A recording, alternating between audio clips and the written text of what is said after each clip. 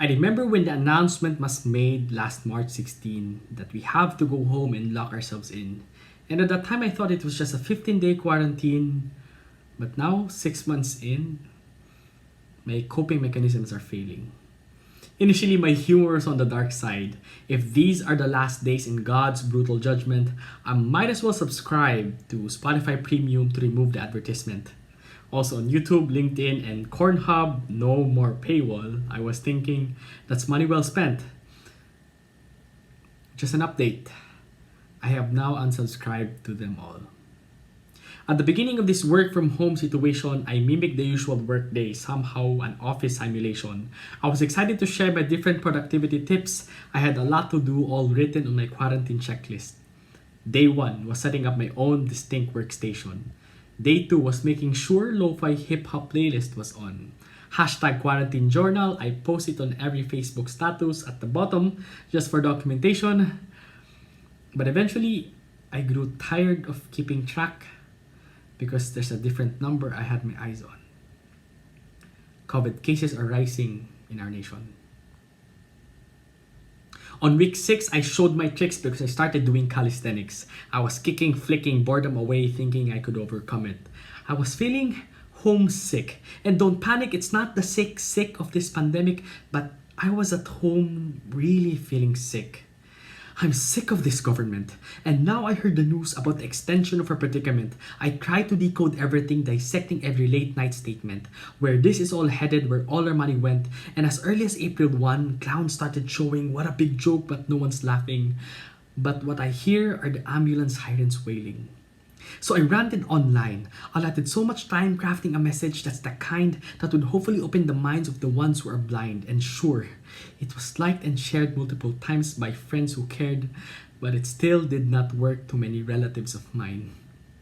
I was too optimistic for my family, I guess, that this political mess would have one less DDS if I could hear my tito say, yes, I agree with you, Andrew. With my written words, with the feelings I unload, I thought it would have worked. My strategy went from arguing to just making them see, and now I resorted to using empathy. Like, hey tita, here's a real-life example that you could have been in. What would be your reaction if you were the victim? Please say you'll be angry. Please say you'll demand for government liability. But if they refuse to speak up, what else could one do really? Writing, communicating, rationalizing is my coping mechanism. But if I can't convince them, then why bother with all the fucks that I've been giving? So I refocused my attention to other people in my life. I reached out to my friends and made sure that I've sent a video, an audio, a chat, maybe a meme, I don't know. Just to maintain a human connection, I have to do it digitally now though. The new normal demands some innovation. So thanks to Zoom, Viber, Discord, any other application, we get to do some social hangouts and unique activity. My barkada was game for trivia night and a pop culture quiz bee. But after some time, it kind of loses its magic. Our schedules became hectic, or at least that's what I think. My college friends were down for some inuman. For a couple of weekends, that's how it has been.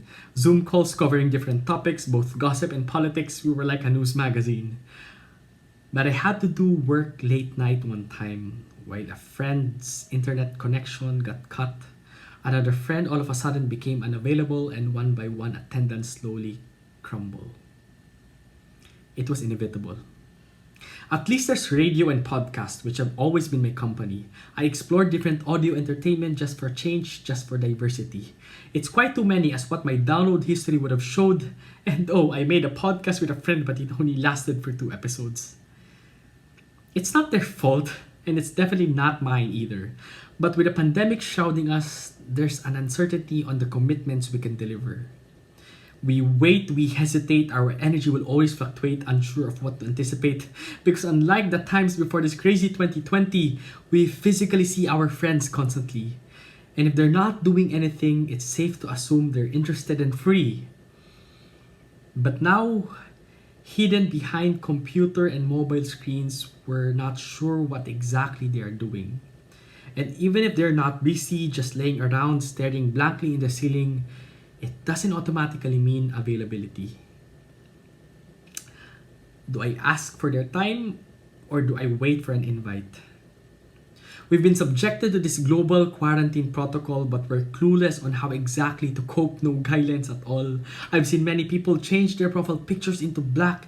Many businesses and companies were reported to have shut, and it doesn't help that Channel 2 had to permanently disconnect to all of us. That's one less source of information and entertainment. My mom's no longer flipping channels, and I'm telling you she's not loving it. But hey, if you're looking for a circus, there are performers out there, but they're not wearing any tights. They are actors in disguise and they're executing their greatest act in broad daylight. A crime. And tickets cost billions. All of us became the audience not willingly, but through coercion. I wish I could look away and just ignore, but their faces everywhere mocking me and you. I cannot wait for this to be over by 2022. And so we tried everything. God knows we want to survive and prevail. But if it means anything, I think our coping mechanisms will eventually fail. And no, this doesn't mean death. I'm telling you this not as a threat.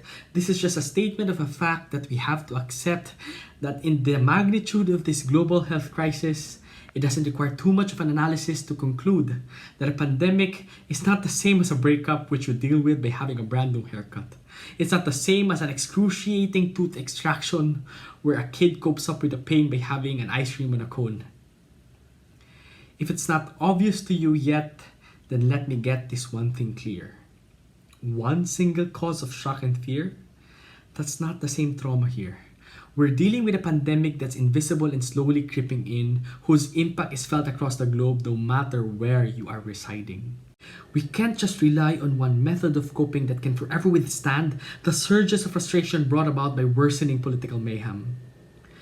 Because we now see state leaders compromising us just so their vested interests fit in. And at a time of health crisis, you think that our only concern is COVID-19. But there are many things coming our way that's worse than a virus. Economic recession, frontliners dwindling, and the prevalence of fake news. It'll be 1 to 2 years before there's a global supply of COVID vaccine. Until then, it will be a slow, agonizing death. Not literal for all, I guess. But our souls will die from within. That is, if we stubbornly hold on to just one coping mechanism. So from the point when the lockdown started, you don't have to show face of toughness or being unaffected. It's not weakness to refuse to participate in any race, or if you do try, it's okay if you end up defeated. If you choose to meditate but still get distracted, it's okay. If you use art to create but the output is something you absolutely hated, it's okay. Stop trying to display that you got it all figured out, because I'm telling you, no one does. But wait, what the heck? No, I'm not romanticizing giving up. If your way of coping loses its effect, then it's about time for you to come up of new methods of dealing. I'm telling you, there's a lot. There are things you're overlooking, you haven't tried, and there are endless lists. Art therapy, retail therapy, music therapy, or maybe all you need is an actual therapist. It doesn't have to be a progression of your chosen activity. It's okay to go up and down, stop and pause, look left and right, just show your authenticity. Coping can be ugly. Coping can be alone. Coping can be material or it can be spiritual. Coping doesn't have to be grand or anything flashy. So as of this moment, my new coping mechanisms at hand is a new chopping board and a new set of knives. It's watering, talking to my plants, and watching them grow and thrive. It's joining an online community, hanging out digitally every weekend, with beer on our hand during live concerts. It's a cyber gig we'd like to pretend. And yes, it's possible that the comfort these things bring will lose its effect and become depleted. But it doesn't necessarily mean my quarantine story has absolutely ended. So I will keep on writing, working, hustling, ranting, and maybe discovering something new. And so if your coping mechanisms fail, it doesn't necessarily mean that the failure is you.